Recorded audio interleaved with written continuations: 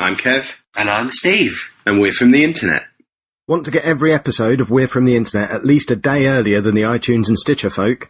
Head over to we'refromtheinternet.com/pledge to support us on Patreon, and as well as early access, we'll throw in an exclusive weekly show just for our patrons too.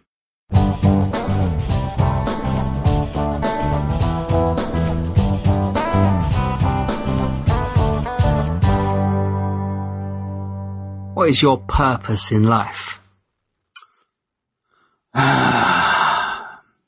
If I knew that, I wouldn't be bloody wasting my time doing this, would I?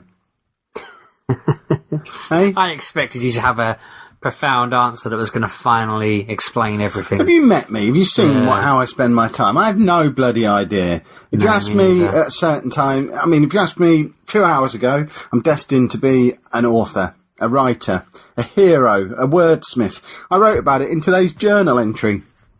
How I am a creative soul at heart. Didn't use that exact phrase, but I wish I had, because that's golden. So creative. I know. I like to make stuff up.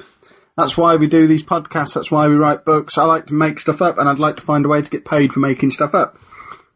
But, I don't know. I don't have any grand purpose. If I had a purpose, it'd be no fun.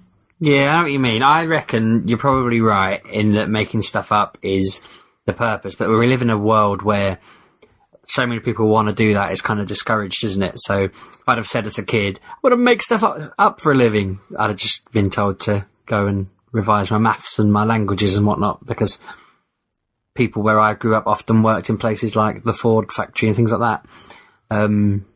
So, I don't think I've ever been steered towards go and make up stories. And although I did write a lot when I was a kid and draw a lot, but I don't know. I just never. It's not really a purpose, is it? Really, that people talk about when they say that's my purpose. Yeah, as we've proven, it's incredibly difficult to make any bloody money doing it. You couldn't do it as your job. We've been plugging away at this for 6 years and haven't figured out a way to make any money from it yet. So you should be good at it. Yeah, you'd think.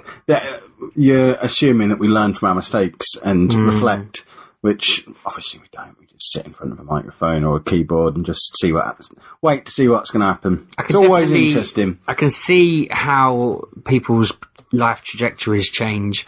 Like, your purpose suddenly becomes more and more about being a parent and a good partner and that sort of thing. And so I wouldn't describe that as a purpose of my life. No. Something that it's I just do. Something that happens, I suppose. You feel like, you've got to provide for your kids and your family, don't you? So I suppose that kind of takes over the purpose position. Like, the gap where your purpose could possibly be is kind of replaced because you've got obligations and responsibilities and, affection for people. But, my purpose is to squeeze as much fun in before I die. So keep doing awesome things that I enjoy doing.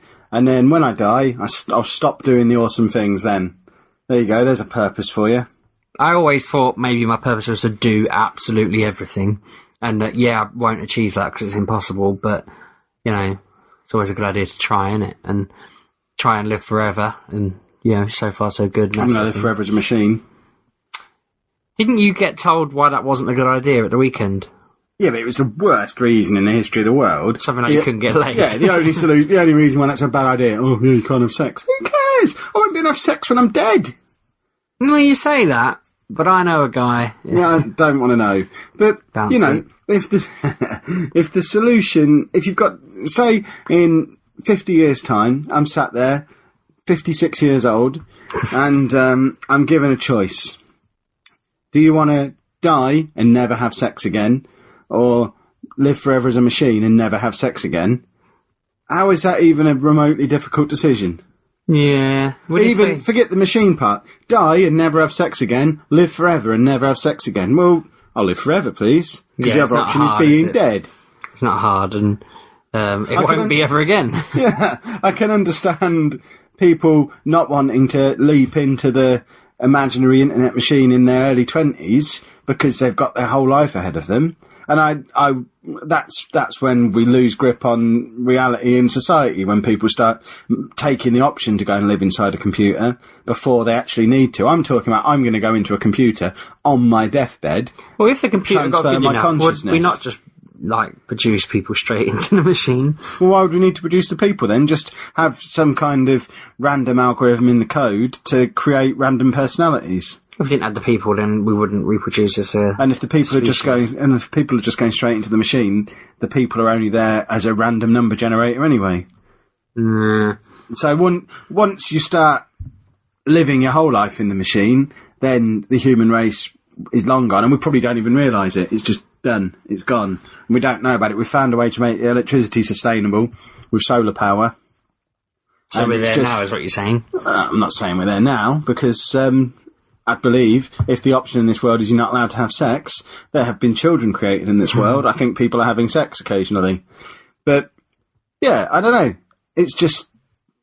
I don't see how much of a pervert do you have to be for that to be a reason? No, exactly. For that to be a reason not to live forever. Right, so if your purpose is to make stuff up and produce and become an author and so on and so forth, what do you need to do other than... We just need to keep writing until books. Something hits?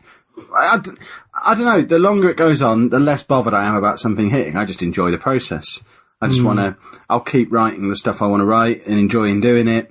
How's that going to become a living then? Doesn't need to. You just said it did. It would be nice if it did, but it doesn't need to. I enjoy my job, so I could plug away at that and enjoy having a quarter of the year off on holiday and hearing other teachers moan about how hard teaching is. I get a lot of satisfaction out of that.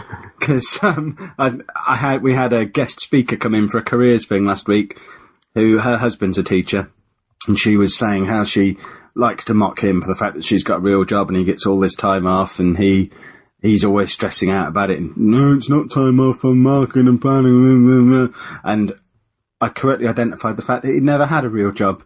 Because career teachers, if you go school, uni, school, you think that teaching is the hardest thing in the history of the world because it's the hardest thing you've ever done. But if you go school, work, and then go back to school, then you realise that it's a damn sight harder having a real job where you have to work 6 days a week and nights and... 6 days a week and nights? What jobs do that other than nurses? Loads of jobs. Stacking shelves in Tesco. I used to work 6 days a week when I was a financial advisor. I do my 5 days.